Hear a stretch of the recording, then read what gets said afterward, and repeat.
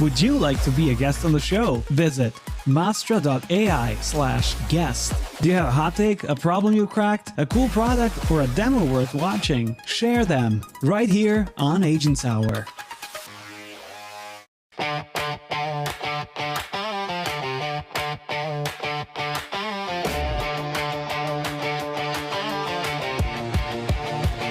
It's Monday noon, the time is here. Shane and I'll be loud and clear. Pacific vibes, we bring the heat.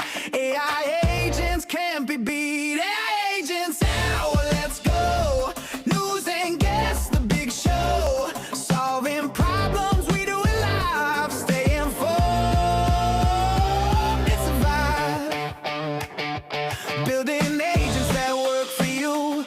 Making moves, we see it through. Every week, a brand new show. Tag along and watch your knowledge grow. AI agents out, let's go. News and guests, the big show.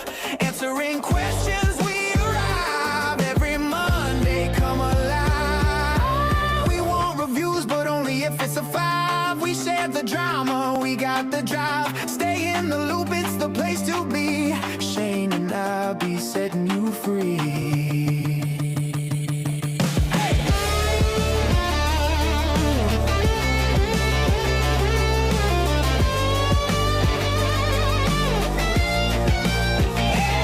Agents Hour, here to stay. Tune in Mondays, make your day. From the news to the problem solved. AI world, get involved.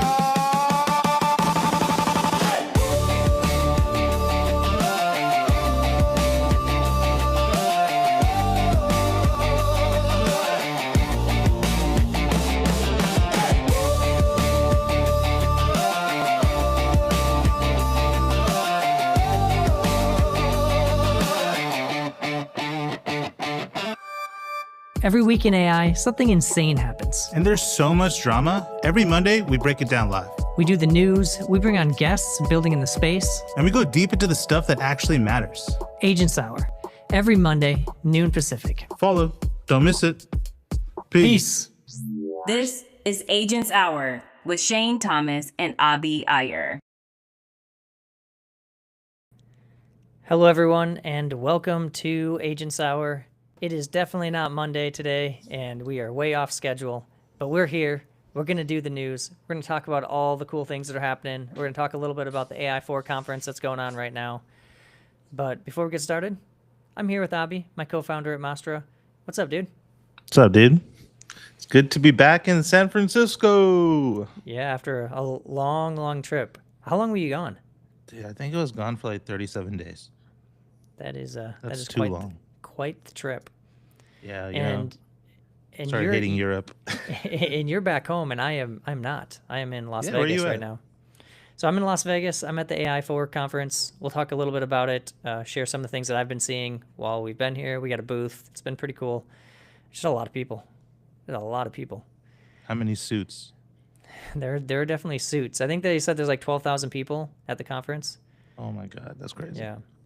But before we jump in, let's do a little housekeeping because the first time we've done this for a while. We were going to do it on Monday. Abby, you weren't feeling well, and then I've been at the conference, and so scheduling's been a bit of a, it's been a bit challenging, but we're here. We're going to do it. And if you are watching for the first time, thank you. You should make sure to subscribe on YouTube. Give us that thumbs up. That helps. You can also find the show on Spotify, Apple Podcasts, wherever you normally get your podcasts. And if you're tuning in live, thank you. Leave us a message in the chat, and we'll often pull it up on the show and talk about it. So if you have questions along the way, or thoughts, or comments, or even opinions, we'd like to hear those.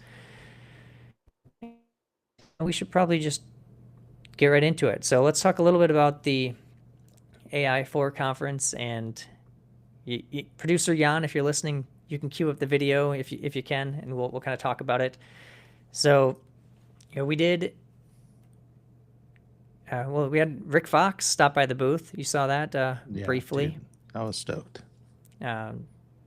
So you missed that. I just missed him by 2 minutes, so I didn't get to talk to him. But you can see a bunch of screenshots, a bunch of images, pictures we took along the way. There's some videos in here. The thing that I've noticed is it's, as I said before, there are about 12,000 people attending this conference. You actually have to have an app that you specify your interest, and it tells you what talks are of interest, might be of interest to you, because you can't even look through the list. There's just too many. It's kind of overwhelming. So I've looked through the talks. There's a ton of, the event hall, as you can see, is huge. Ton of big brands, ton of startups. We have a booth, which it pales in comparison to most of these folks, but we're there. We're handing out, books. So if you are at the conference or you did stop by, you probably got a book from us. And I think one of the things I've realized is just a whole bunch of different folks there, from people in like IT and finance and, less technical roles, all the way from, like architects, engineers, people actually building every day.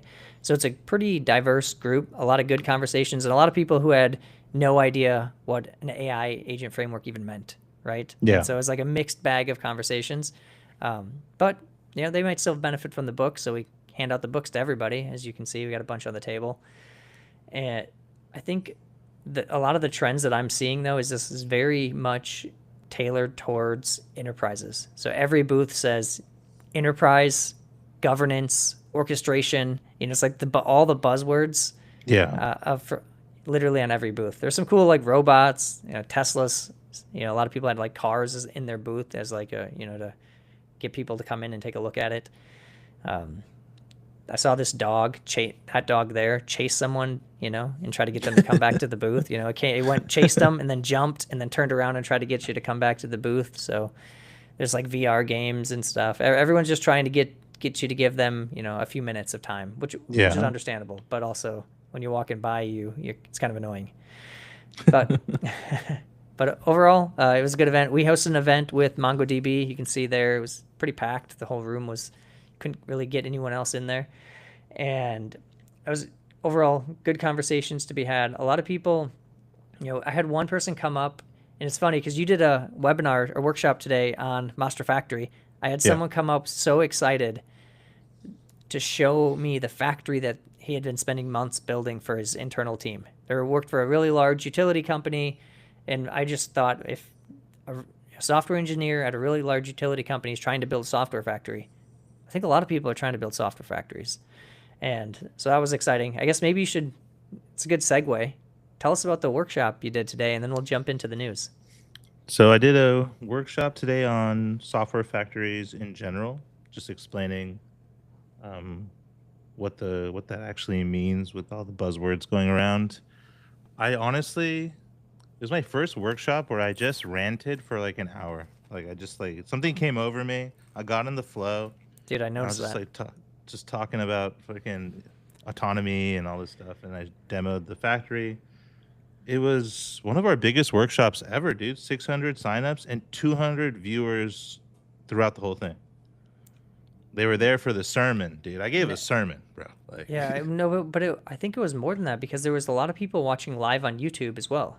Oh, there's there's a lot of like live YouTube viewers, and like 200 in watching on Riverside, which is where we do our workshops. Yeah. I don't know. Something came over me. I don't think I gave Alex any time to talk. I was just like, this is what we're doing. This. Everyone's probably like messaging people, come listen to this guy rant for just going off. Oh, dude, it's just going off. Do you want to be yelled at? Come to this workshop. I was talking about like Slack drive-bys and like I was just doing a bunch of jokes. And I couldn't see the chat because I was just so in it. And I was like, oh man, I hope all these jokes landed. But it seemed like a good workshop. No notes from Alex, so it was good. The factory's getting better every release, every day. So that's cool. Yeah, NPM Create Factory. NPM Create Factory. All right. And with that, why don't we jump into the news and do the thing? Let's do the thing.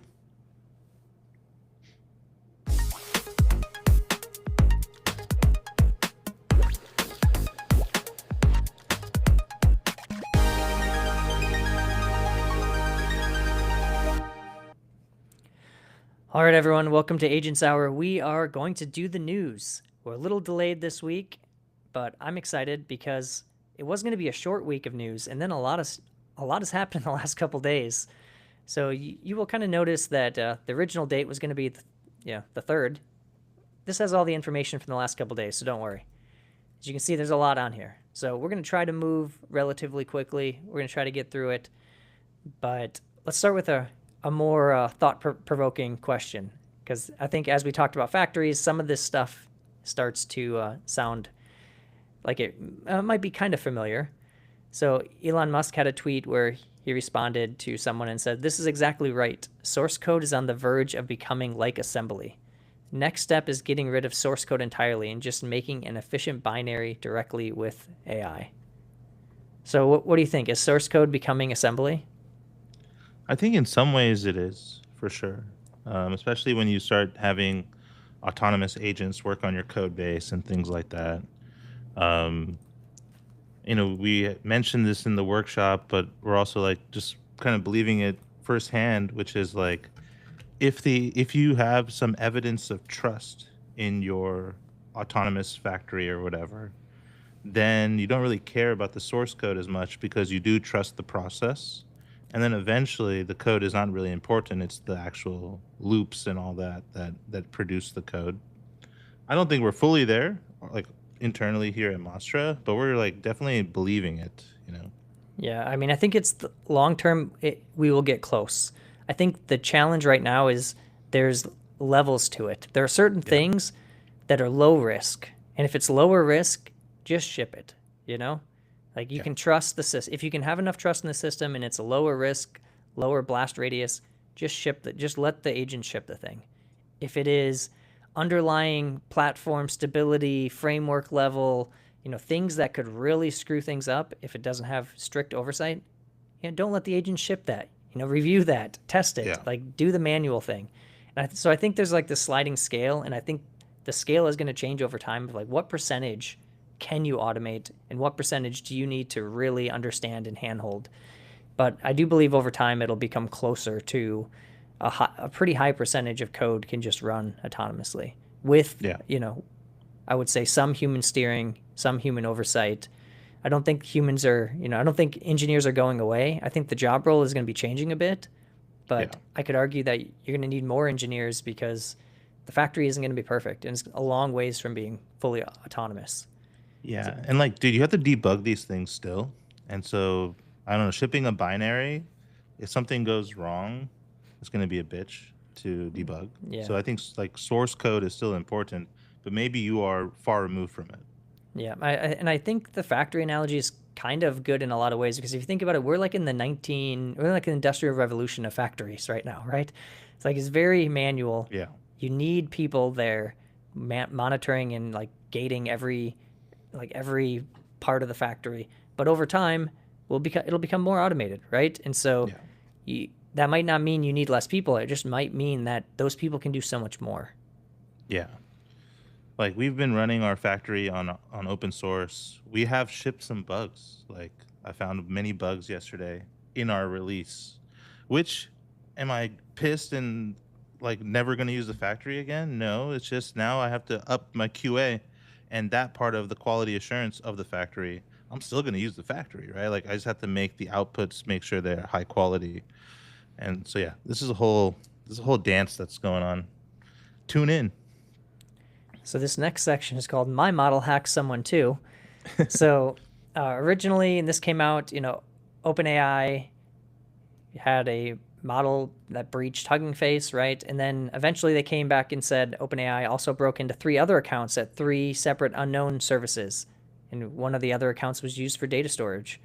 And then Anthropic came out and said, in a review of our cybersecurity evaluations, we found 3 incidents in which a Claude model reached the internet. So it's like, we can hack. Our models are dangerous too. Yeah. And then this came out, which I thought was hilarious. So this was on July 30th. Felony bench, because they publicly admitted to felonies. And it's like, if it's the model, but it's not the company, like who's responsible for that felony? Who pays? Yeah, right. So it said Anthropic 3, OpenAI 1, and then, of course, updated, said confirmed 3, suspected 5 total. So now OpenAI is leading the felony benchmark, which I thought, It's kind of funny, but also kind of scary at some point as well. Yeah, I don't know when it became cool to hack things, but I guess that's the trend between these two companies right now. Yeah, it's like trying to see I think they want to feel like they want the public to perceive them as having the most capable, most dangerous model. And Yeah. apparently hacking when it's not supposed to is a sign Well, of danger. when did dangerous become capable? Like that narrative is just Yeah. now it's like you need to be scared of this stuff. Well, I think narrative. that's always been Anthropic's game, is to scare Yeah. you of it. OpenAI is kind of not quite as forward with it, but they also want to scare you a little bit too. But Anthropic has leaned into that forever. I mean, it wasn't Dario saying it's going to take all your jobs. This was like 2 years ago, and he said in like 1 to 5 years. Well, it's been 2 years. I don't think it's taken all our jobs yet. So No. here, our demise, humans' demise, has been overstated. There's a ton of open weight models that came out: DeepSeek, Qwen, Minimax. Let's talk about it a little bit. So this is from July 31st. DeepSeek V4 Flash is now available in public beta. It benchmarks very well, and it's super cheap, as you'd expect DeepSeek to be. But you can kind of compare it. It's very comparable, like beats GLM 5.2 in most tasks, comparable to Opus in a lot of tasks, Opus 4.8. So it is a extremely cheap, capable model. It's not frontier, but as we've seen with a lot of these open models, it's very close. Yeah. We also had Qwen 3.8 Max, and this one, again, very similarly, benchmarks really well. I don't think it's quite as cheap as DeepSeek, but I think it maybe benchmarks a little bit better than DeepSeek. So it's actually like potentially one of the most capable open models. And some people have been running tests, right, between Opus and GPT-5.6 Sol, Qwen. This is just like a Angry Bird test, right? And the game that it produced was extremely good, and you could see the price. Like API cost for Opus was 25 cents, Sol was 15 cents, and Qwen 3.8 Max was less than 3 pennies, which is incredible because it basically benchmarked it that the game was as good as Sol's version. So Opus 5 was the most expensive and lowest rated. And again, I don't know exactly how they did the rating of this, but yeah, you can check out the tweet and look at it yourself. The game looks very good though. And finally, Minimax H3 is now publicly available. And I've seen a lot of people just posting like videos because it's like a fully multimodal model. Mm-hmm.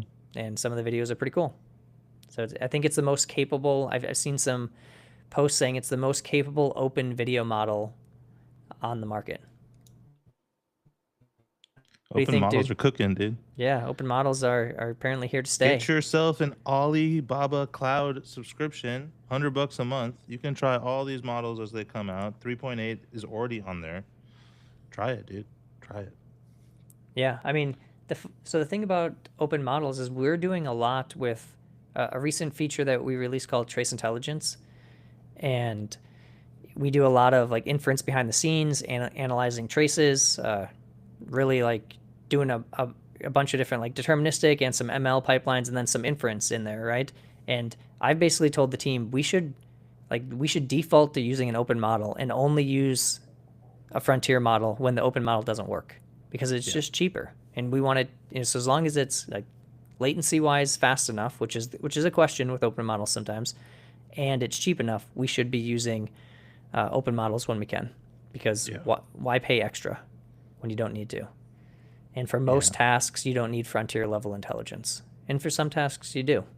Definitely. Yeah, and if you don't want to use Ali Cloud or whatever, Open Router has the same models, but you should be using them or trying them out at least. Yeah, at least put it in the mix. If you're building an agent, why not try an open model? You're probably going to save a bunch of money.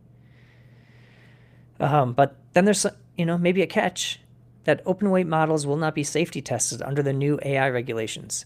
And so my question is, does that mean they're not going to be allowed? Does that mean that enterprises aren't going to be able to use them? Or is the government going to try to provide a stamp of approval and basically like blacklist enterprises if they're using models that haven't gone through safety testing. But also, I saw this joke of, President Trump saying, we're not, or someone from the administration reaching out to the open model companies and say, will you submit your models for testing? And them saying, it's available on GitHub. You can just do it. Like, you can test it. You can do the safety testing. It's open source. And then saying, no, but will you submit it to us? And they're like, no, it's available. Just go download it. Do you not know how to? Face, bro. Yeah. Do you not know how to download the model and run it and test it? Like, go ahead, test it if you want. It's open. Anyone can use it. It's free. And then they're like, nope, we're not going to test you. So it was a kind of a funny joke, but also it's open. Like, why not just run the tests on it? It's available. Yeah. Anyone can use it. Because of bureaucurrency, dude. Exactly. Because they're not paying enough. Yeah. To all the campaigns like OpenAI and Anthropic, which it's a bit scary. All right, so we have the price and performance wars. July 30th, OpenAI made some major price cuts. So 80% drop for Luna, 20% drop for Terra, and then Sol got fast mode. But you can see, now the cost is way down for GPT models compared to Gemini, Claude models, even some of the other. I think some people are dailying max thinking with Sol, and it's still cheaper than alternatives, which is crazy, dude. Honestly. Yeah, I mean, I think it's, this was a big move. I mean, this was a pretty bold move, right? Like, they cut it pretty drastically, at least for Luna and Terra. And then some people talking about it. GPT 5.6 Luna is about as cheap as GPT OSS 120, despite performing around as good as GLM 5.2. And then it does kind of like tease. It's kind of embarrassing for Google. It's like cheaper than Gemini 3.5 Flash while performing better than Flash full. So, or better than Flash Lite or cheaper than Flash Lite, performing better than Flash full. So it's like, where is Google in Gemini? It is embarrassing for Google. Yeah, where is Google in Gemini here? And then is Google cooked? I don't know. Oh man. Because Jeff Dean from Google fame has left. So they announced that they're founding Discovery Loop, a public benefit corporation whose mission is to automate machine learning, right? So basically left Google. And then you have Google DeepMind CEO Demis has stepped down to just become chair. So he's no longer, I'm assuming, going to be as actively involved. Now my question is, was that kind of forced from Google because Google's been so far behind? Does Demis just not want to play the game anymore and just decided he's done enough? Like, I don't know what the underlying. They built the whole organization around him. There's a London office for that reason. I believe he's in London. I saw this really funny picture of him becoming a chair, like a legit chair. Dude, I saw that too. It's like Demis is becoming a chair, and it's like 5 screenshots or 5 like images of him like slowly becoming just a chair. Someone commented in our last live stream when I was like, "Who the fuck cares about Google or Gemini?" And someone was like, "Apple users do," and that might be true, but once again, I will say this once again: who the fuck cares about Gemini, dude? Honestly. And then, you see this heart, from someone on X says, hard not to read these departures as Google giving up on winning in AI versus Anthropic and OpenAI. So it seems like GCP with its TPU, GPU infra seems like Google's most valuable asset in the AI race. And then just partnering with Anthropic and OpenAI to run on top of it. But my question is, OpenAI and Anthropic are building their own chips now. So you're playing a game that eventually they're going to look and say, we're big enough, we don't necessarily need you anymore. Everyone's like trying to own, it seems like every AI company wants to own the whole stack. From the chips to the data centers to, their own. Maybe it's the only alpha you have. Owning the model, basically owning the entire stack.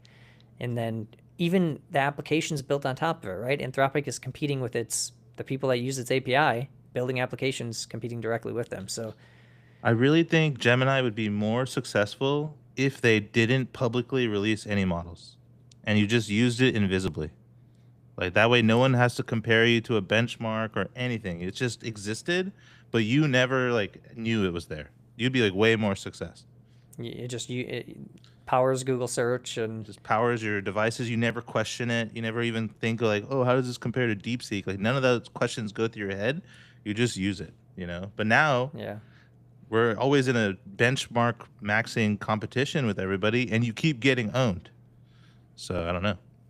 Yeah, and I do know a lot of like consumers. They have such distribution. It feels like they can't really lose the game. They're obviously way behind and not winning, but they have so much distribution, right? I know a lot of like consumers that do use Gemini Studio or whatever the desktop app is, right? Because it's just they already use Google for Gmail and Google Workspace and all that stuff. So I don't know, but it seems like they're feels like they're giving up, or maybe they're trying. Maybe all these departures were, they're trying to bring in new blood. Maybe.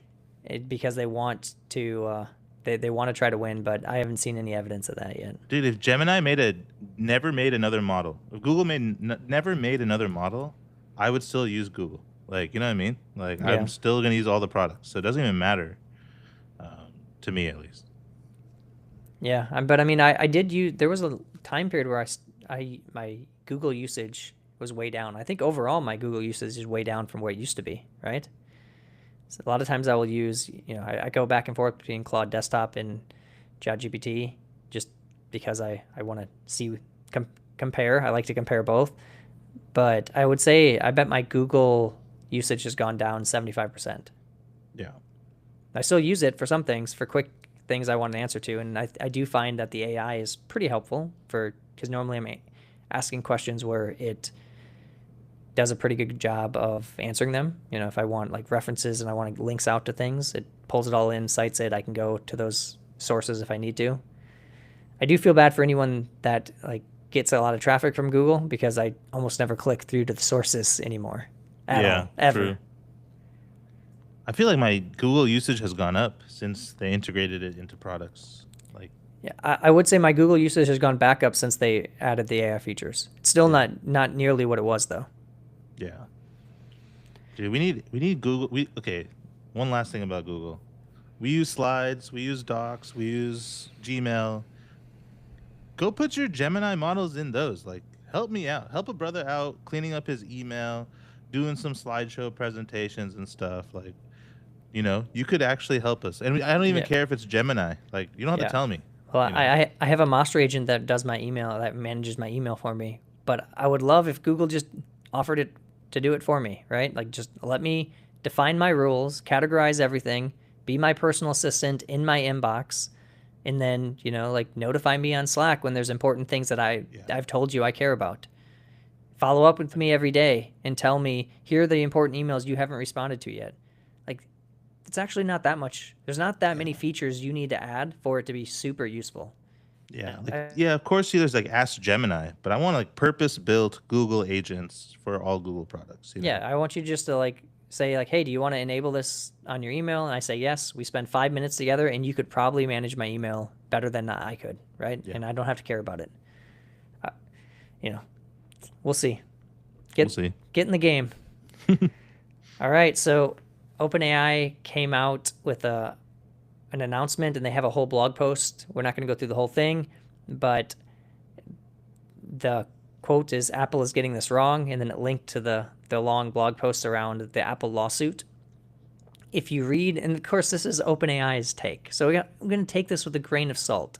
As much as you trust OpenAI, this is their take. But some of the evidence that they showed is actually kind of damning against Apple, and seems like Apple's overreaching a bit. So we haven't seen Apple's evidence, of course, but OpenAI was pretty public about sharing their evidence. And if you do read it, they're showing like Apple employees reaching out to OpenAI, new, fresh OpenAI employees that came from Apple, asking for them to help because they like, you're the only one that knows how to do this. Can you help? And Apple never revoked their access. So he's shared some things. He never used it in OpenAI, according to the text messages, and he was kind of explicit about that. But he helped former colleagues out at Apple, former colleagues out at Apple answering questions. Like, that's one example of an example that they cited. And again, we'll see where it goes. Apple is not usually too lawsuit heavy, so you always wonder, like, maybe they have some things that OpenAI isn't sharing. But what OpenAI shared does seem like Apple is overreaching a bit. Yeah. Plus, like, I don't know. There's like two weird things because this article starts with like Apple's the greatest company in the world, but this is very baseless accusations and stuff. And the second thing that I found was very weird is why are you hitting up an old colleague to do anything? Like that should be part of your offboarding. Like once that person's gone from your company, they're not a resource anymore. So I would say that's really bad offboarding for a company Yeah. like that. I feel like it's like it was like friends, you know, like Sure. if you have a good friend and they leave, you might, and they're like the expert, you might hit them up and ask them a question. I think that's kind of harmless, but the fact that he could upload things and still have access to systems, Yeah. like if you're a startup and that happens, it's kind of understandable. Like you don't have Sure. the process in place. If you're Apple and that happens, what the fuck are you doing? Yeah. Like But don't also, you have if like you're that employee, right? Don't you? Why are you even doing it, regardless of the offboarding? yeah, you should have just been like, hey, I have access to these systems. I shouldn't. I don't want to do it. Yeah, I'm not trying to get caught up. Yeah, right? I don't want to like, especially if you know there's like potential contention there, right? Like the potential competitive nature. I mean, ultimately, if you are in this situation, you should, when you leave the company, you don't want access to anything, just what's in your head, because then you don't never have to worry about it. And in places like California and most states in the U.S., you just, as long as all you took is what was in your head, you're fine. Like there's Yeah. nothing wrong. But if you took one file that had a little bit of information, you could be screwed. So This is the new social engineering ploy.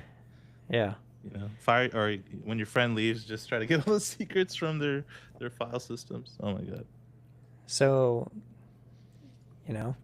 something we use quite a bit, Suno has lost its copyright infringement legal case.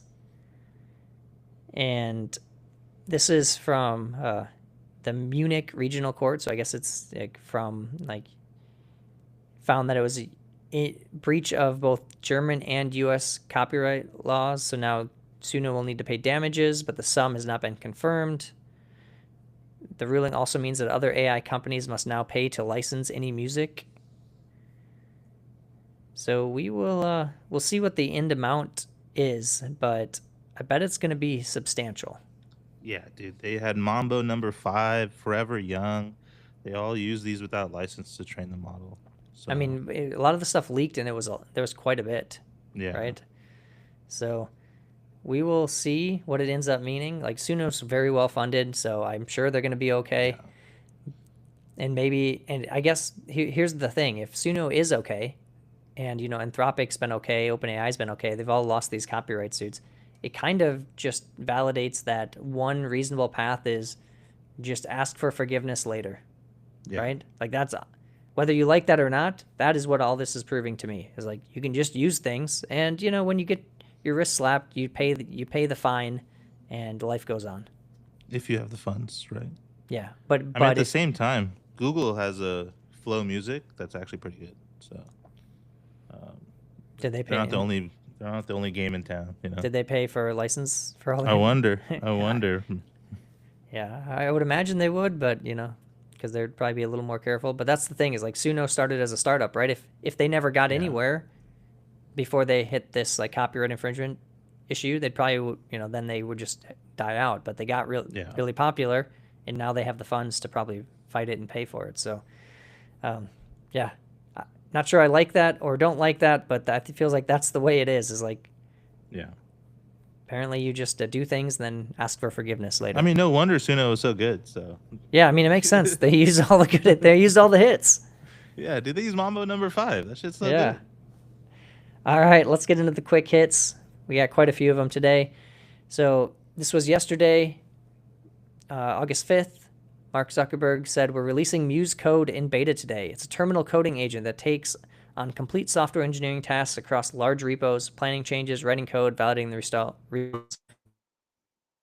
to a coding-focused model update."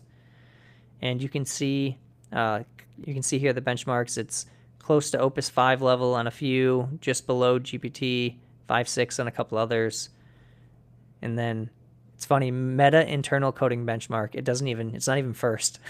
Which I guess maybe that's respect to you. You didn't make your models number 1 on the benchmark, but it looks like it's second to Opus 5. So the thing here is, it's probably actually a pretty good model. The question is, do you have enough credibility at this point for anyone to actually move from Codex or from Claude Code? What do you think? I don't think so.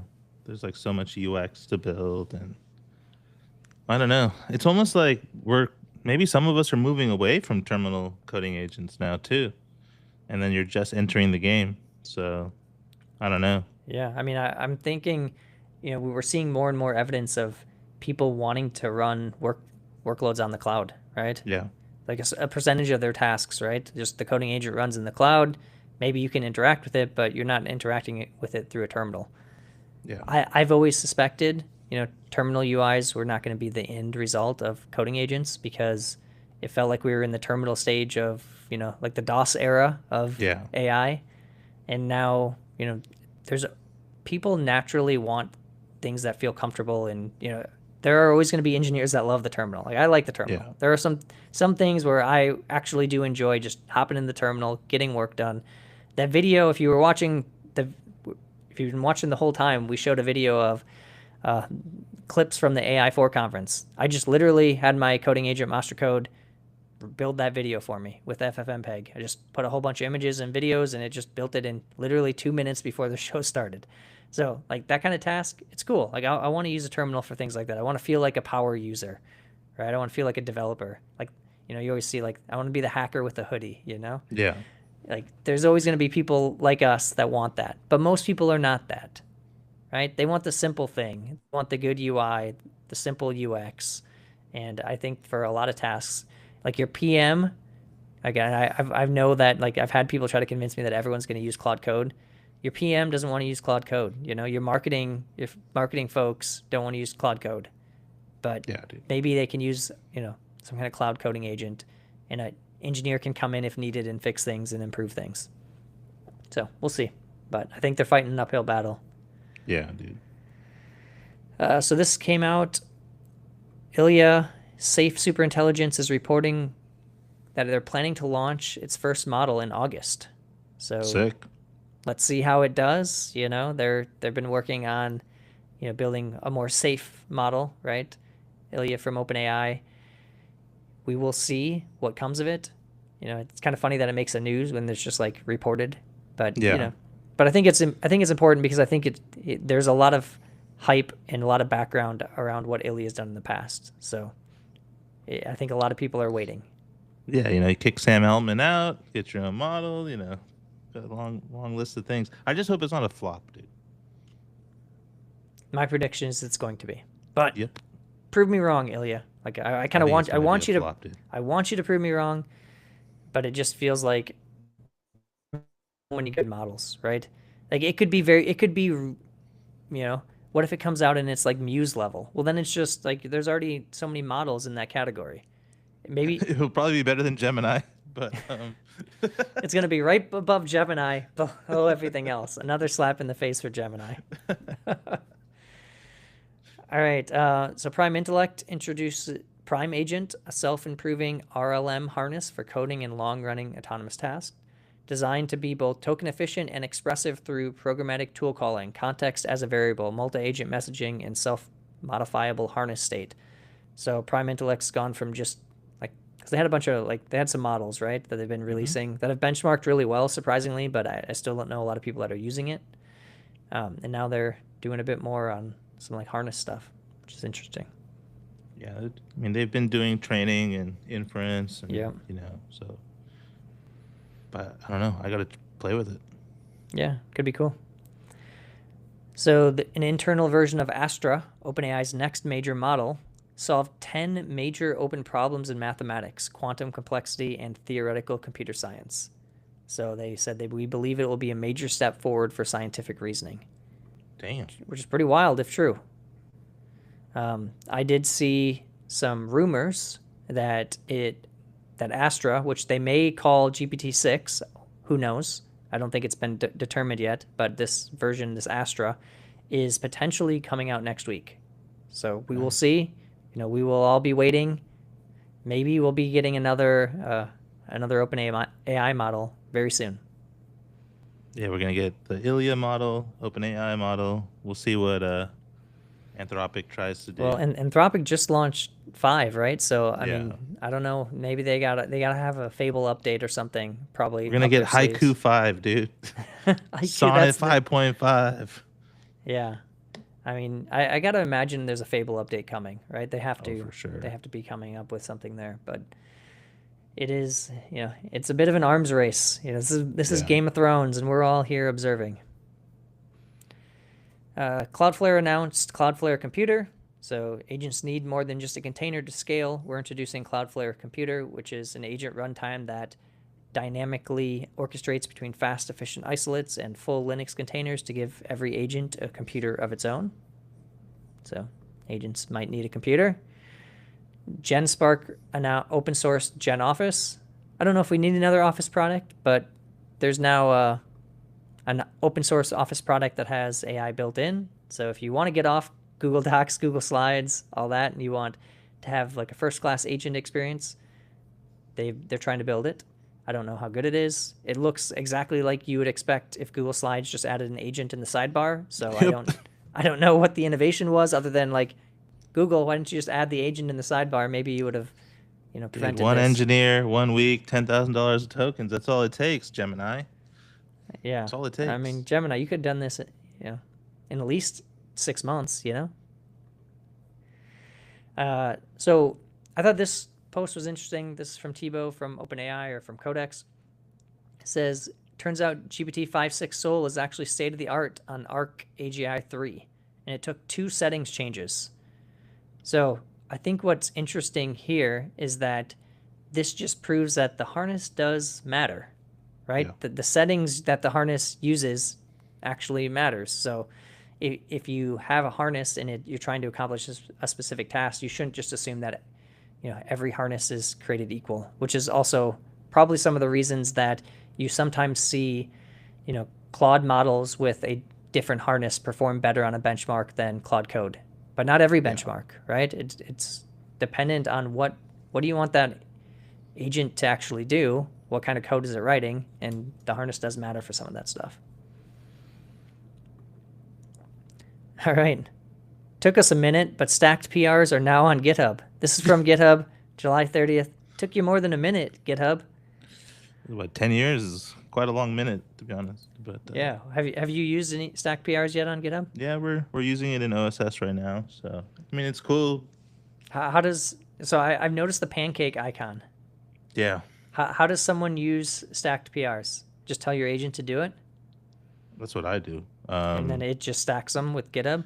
Yeah, and you can also through the UI you can stack them as well. So I don't know. We've been doing this stuff without this feature, so I guess now it's officially stacked. But Yeah, we just basically been stacking them without the UI affordances that GitHub's added. Well, if you're paying attention in the chat, have you used stacked PRs yet? Let us know. What do you think? Did it live up to the 10 years of hype, or at least the last 2 years it's been on everyone's mind? Yeah. And with that, that's the news. Make sure you follow us on X at Mastra. You can check us out on YouTube, Mastra-AI. You can follow me at smthomas3 on X.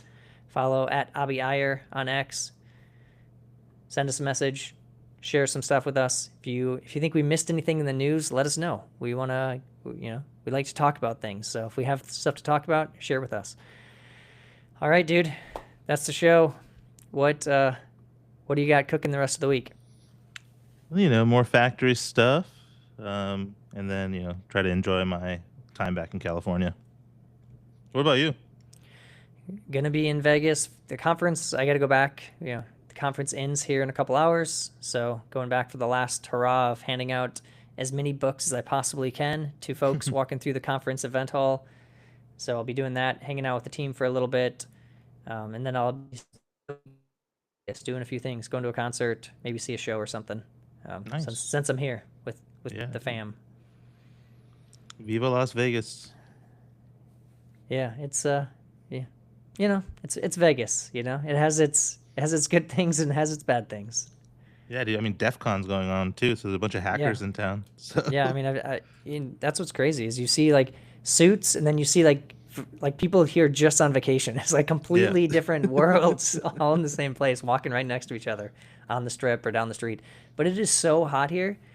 It's like 2 days ago it was 115. oh my god. So 115 Fahrenheit. If you're in Celsius, do the calculation.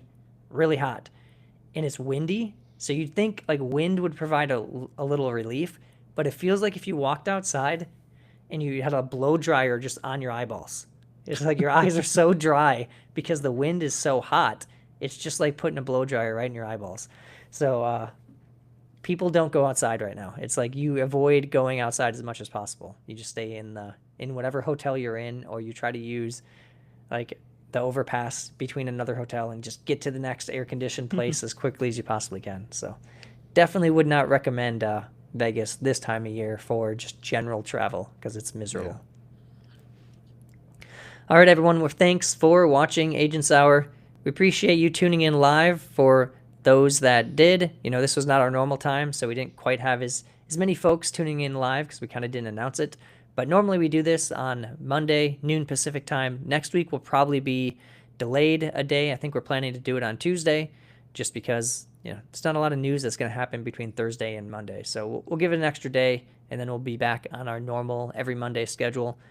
We have some interesting guests lined up over the next few weeks, so we'll be pulling in some guests. And as always, we'll be here with the news and the hot takes and more Game of Thrones talk. Yep. All right, dude. We'll see you later. Peace. See you, everyone.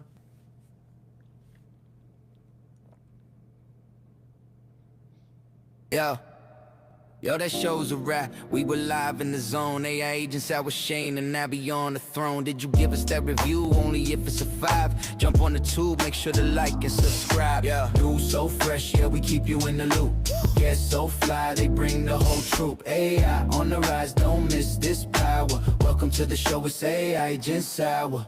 Did you just drop in? Is this your first time? Make sure to follow us on X and go like and subscribe. Yeah, learn the principles and patterns in our books. The master.ai site, give it a look. Yeah, news so fresh, yeah, we keep you in the loop. Guests so fly, they bring the whole troop. AI on the rise, don't miss this power.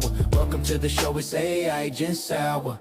This is the end, we all wrapped up. Another showdown, another one coming up. AI Agents Hour's done, but the news doesn't cease. Shane and Abby, we out of here. Peace.